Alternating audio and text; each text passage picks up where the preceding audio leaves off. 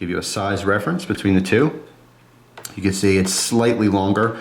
On the neck, I mean, I've carried both. I mean, disregard the heavy chain because that does affect the weight, obviously. But as far as like how they carry on your neck, they're very similar. This one's a tiny bit bigger, but it's also a little bit a leaner profile. It is actually a little bit thinner. So they carry pretty much the same. If you can carry the Minimalist as a neck knife, you'll have no problem carrying the S.P.E.W. It's funny when I say S.P.E.W. By the way, S.P.E.W. stands for Small Pocket Everyday Wharncliffe. What I want it to stand for is that scene in Wayne's World when Garth is like, if you're gonna spew in this. He pulls out this little Dixie cup. It's like an inch tall. That was a funny scene. Yes, kind of a cult movie when I was growing up.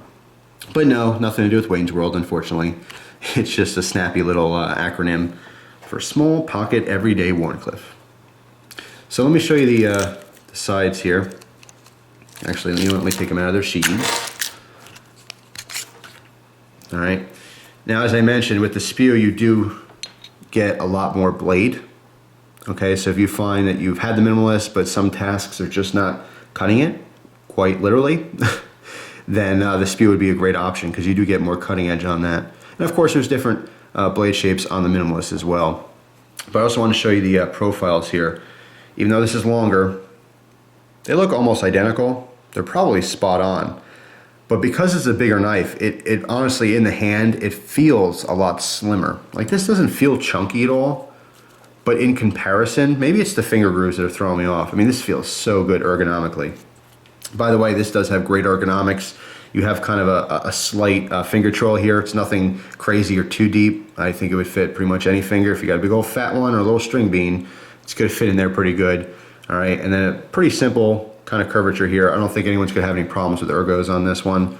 As far as the jimping, same as the Minimalist here. Kind of micro cuts out of there. It's not super effective, but it does give you a little something something. And there's a little bit of a ramp there, so I don't think it'll be much of a problem. But just in the hand, this just melts in your hand. It's ridiculous. It happens to just fit me like beautifully.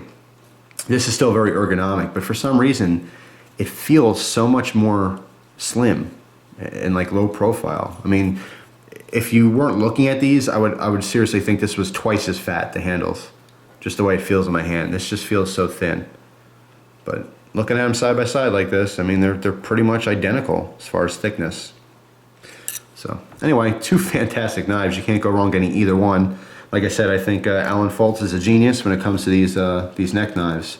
And the S.P.E.W is no different. So I'm very, very happy with them. And for $30 knives, even though I already did a review on this, they're both awesome. Pick whatever designs you like more. But I'm very happy I picked this one up. Couldn't be happier with it. So anyway, just want to do a review for you guys. Show you some more knife stuff. As you know, I veer off knives sometimes, but I always find my way home. And knives are where it's at, and I always will have a passion for blades. And good ones like these. Anyway, that's all. Thanks for watching, guys. Appreciate your time, as always. And I hope you enjoy the rest of your day. Take care.